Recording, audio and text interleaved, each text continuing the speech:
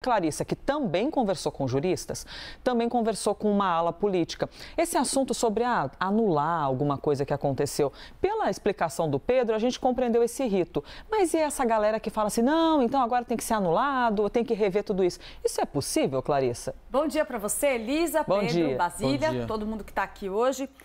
Elisa, eu conversei com bastante gente de ontem para hoje, porque a gente viu aí circular, tanto nas redes sociais, como também em parte da imprensa, algumas avaliações de que os processos contra o ex-presidente Jair Bolsonaro poderiam ser invalidados, anulados, por conta dessa reportagem da Folha de São Paulo. Fui tentar entender, tanto na frente jurídica quanto na frente política, qual é o risco real disso acontecer.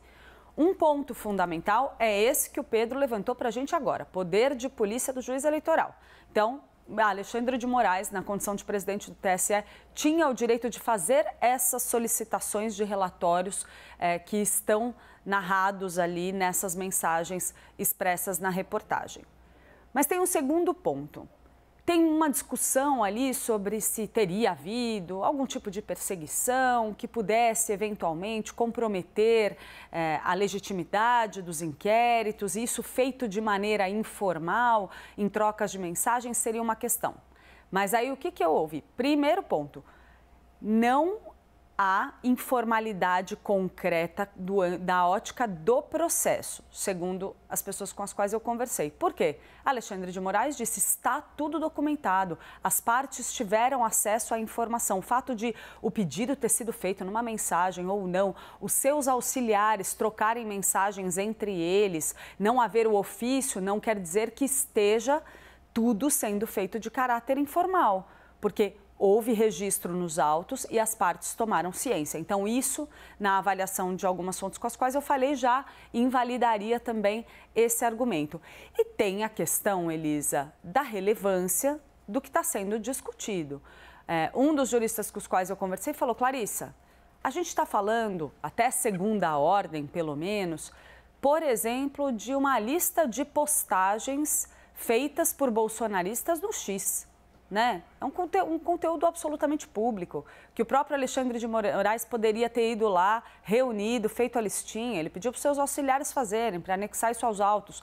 Não há aí nenhuma grande interferência por parte do ministro na legitimidade de provas que estão sendo produzidas contra os réus. Não tem nenhum comparativo, por exemplo, com a operação, com a Lava Jato, o que aconteceu na Operação Lava Jato. Eu vi um artigo muito interessante, até reproduzi aqui para a gente distribuir, do Pier Paolo Cruz Bottini, que é um advogado que foi muito atuante na Operação Lava Jato. E ele faz esse paralelo, diz, olha, não dá para comparar uma coisa com a outra, em hipótese nenhuma. Né? Não é da mesma coisa que a gente está tratando, embora sim existam conversas informais entre agentes que estão envolvidos numa investigação. Mas, em tese, para mais ou menos por aí. E aí vai para a questão política, Elisa. Que muitas vezes é bem diferente. Bom, muitas vezes, né? Tem contornos diferentes, né, Clarissa? Uma coisa está ligada à outra, sempre, nesses casos, né? E aí a gente vai para a questão política.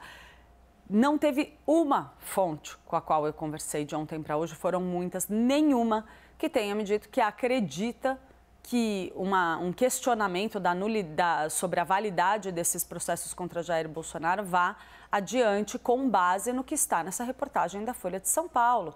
Por um motivo muito simples, não há consistência suficiente para derrubar uma investigação. E aí a gente tem que lembrar, o Supremo Tribunal Federal já tem posicionamento sobre essa sobreposição de funções de Alexandre de Moraes e é a favor do ministro. Então, muito difícil da gente ver isso mudar.